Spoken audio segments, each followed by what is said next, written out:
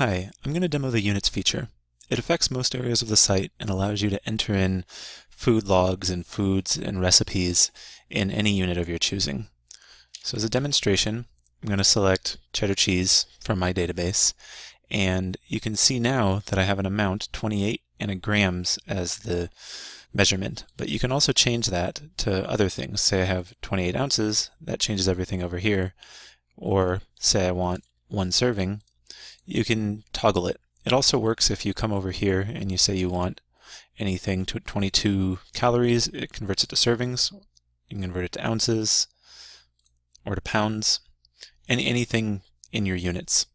Alright, so now onwards into foods, you'll notice that now you can enter in a weight and a volume per serving.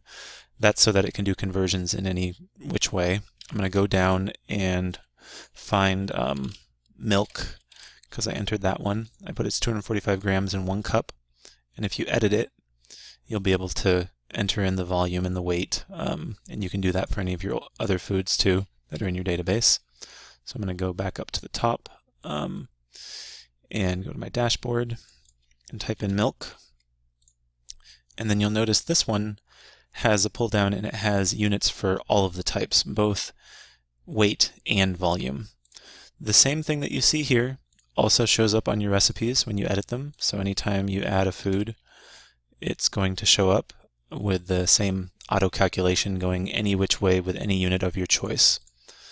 Alright, the next thing is all of this is in your settings, so you can choose which units you want to display. So in this My Units section, I have US weights and metric weights and US volumes. These are just the defaults that are in the application.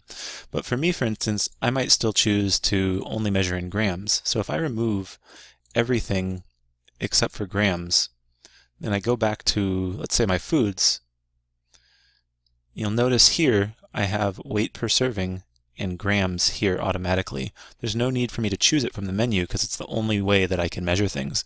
And when I edit, sure enough, I have the weight here, and grams is already selected. It's the only option. And when I go to my dashboard and I enter in something like cheddar cheese, I only have grams, so it simplifies the interface for you.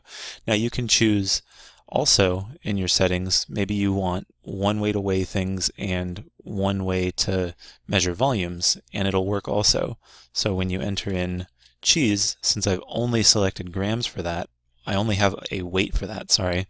It's only going to give me the option for a weight. But milk, oops, wrong. I happen to have 2 ways to measure it, grams and cups, so it shows both.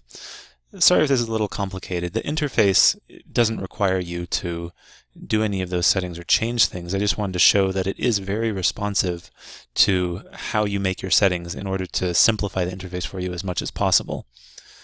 That's about it, I think, for the feature. There's one more thing actually I forgot. So unit display choices. I'm going to check this box here, drop down unit serving calculation, and then when I go and enter in milk, in this pull down it just shows over here how many grams per serving and how many cups per serving. I decided not to leave that on default because it gets rather messy if you have a whole lot of units here of measurement, as I can demonstrate quickly.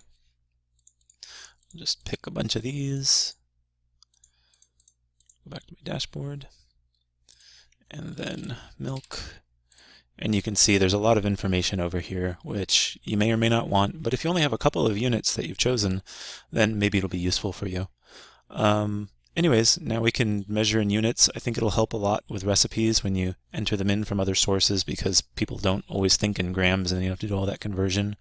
And hopefully I got everything in the feature. If there's any units that are missing from the settings page, all of these things, the US weights, the metric weights, let me know. It's not hard for me to add some extras. I tried to go with what are normally used in the context of food because I know there's a lot of weird measurements out there also that could be added.